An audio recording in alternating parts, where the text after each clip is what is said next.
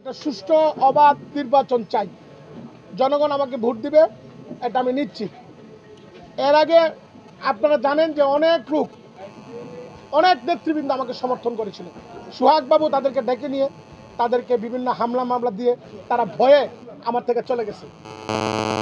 তারা ভয়ে চলে গেছে। এরা একজনকে বলে চাকরি দিবে, একজনকে বলে গাঁজাদার। আর যারা দুর্বল লোক, আপনার বিএনপির সেক্রেটারি স্বপন, তাকে জিজ্ঞাসা করেন, তাকে গিয়ে বলছে তার মামলা আছে, বাঁচাই দিব, আর যদি আমার ইলেকশন করে তার কসফারে দিয়ে দিব।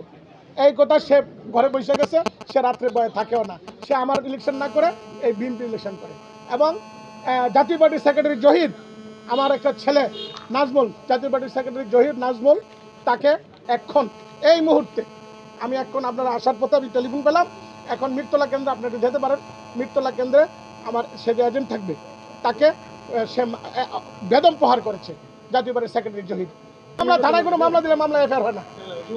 ওই পরিবেশটা আসলে লেভেল প্লেইং ফিল্ডটা আছে কিনা এই বিষয়টা লেভেল প্লেইং ফিল্ড নাই। জীবন নিয়ে আপনার কোনো শঙ্কা আছে? আমার ব্যক্তিগতভাবে হয়তো বাধাবিঘ্ন হয় নাই। আমি আর সিমরাইল আমার গাড়ি ভেঙে ফেলেছে। এখন আমার গরিব মানুষ, আমার মাইকের মালিক, আমার গাড়ির যে মাইকের যে যন্ত্রপাতি আছে, এইগুলা কোনো ফেরতও দেয় নাই, এইগুলা এখনো নাই, মামলাটাও নেয় নাই। অবশ্যই আছে।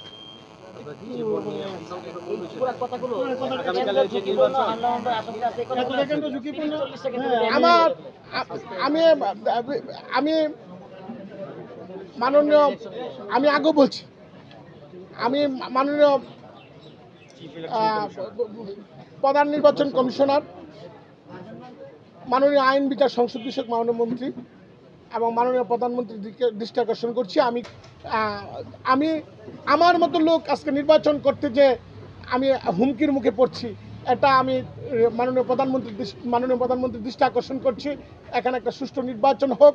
আমার উপর অন্যায় অত্যাচার হচ্ছে, আমার প্রাণের শঙ্কা আছে। এরা বিভিন্নভাবে যুক্তি করছে। আমি যে কোনো সময় আমি আক্রান্ত হতে পারি।